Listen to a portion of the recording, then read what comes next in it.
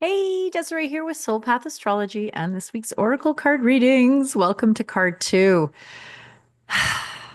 Before I get into it, this is it. Before I reveal it, as always, if you haven't yet, please subscribe to the channel. Love, love, love interacting with you in the comment section. And if you enjoyed the video, hit that like button. It goes a long way.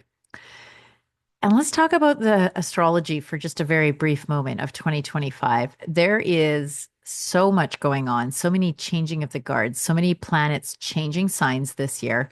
The last time we had this many planets changing signs was like in the 1700s. Like you'll never see this again, not this amount of shifting going on.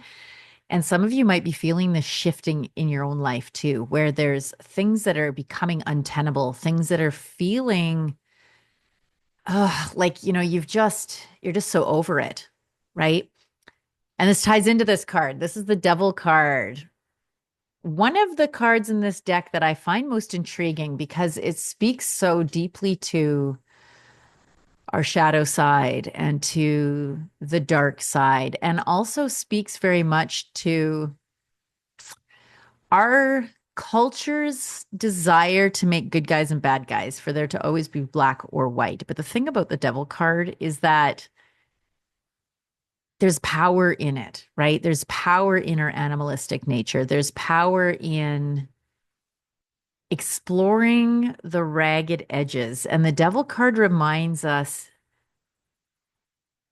to be very aware. There's actually an invitation here to a deep presence, that it's okay to explore your edges. It's okay to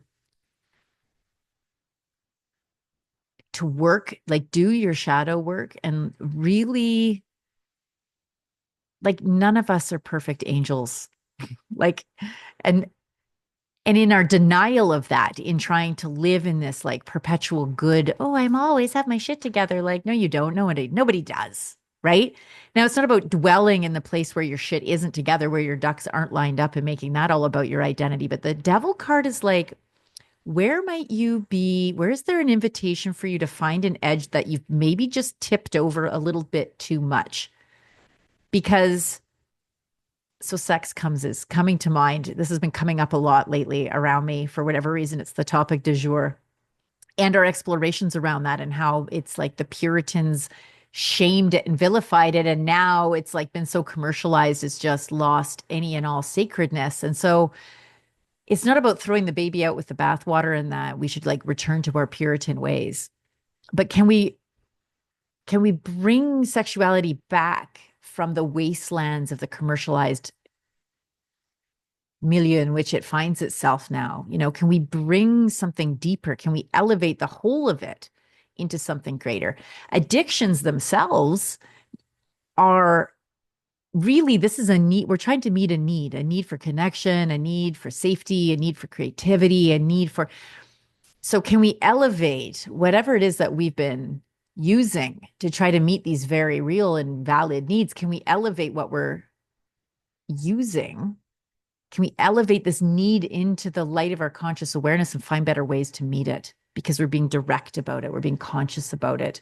The Devil card is so full, it's so ripe with inviting us to look at all the places where we hide from ourselves, or where we justify ourselves, where we bleed out our energy. It's not always just drugs or alcohol. There's a lot of things that we can become addicted to, where we give away our energy, where it's, in small doses, it's okay, but in large doses, it's bad. For example, like, it's fine to watch a movie on Netflix once in a while, but if you're now at the point where it's like 4 and 5 hours a day of binge watching Netflix, like now you've slipped into the realm of it being unhelpful, right? So the Devil card is asking us to walk that razor's edge of being present. It's not about the thing, it's about, where are you doing the thing? Are you unconscious or conscious about it? Like, that's the real rub about the Devil card. And if you get this card, then the invitation is to do a little inventory. With all these planets going retrograde, it's an inventory year.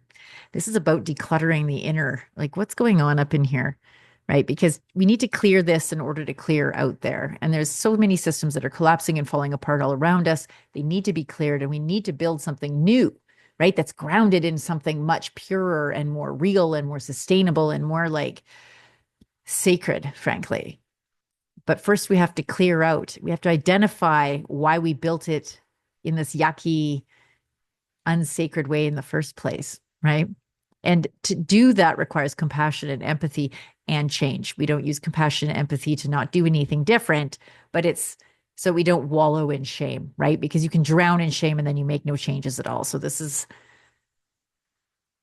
do the inventory, but have some compassion with yourself and have enough love for yourself and respect for yourself that you do the changes that are needed.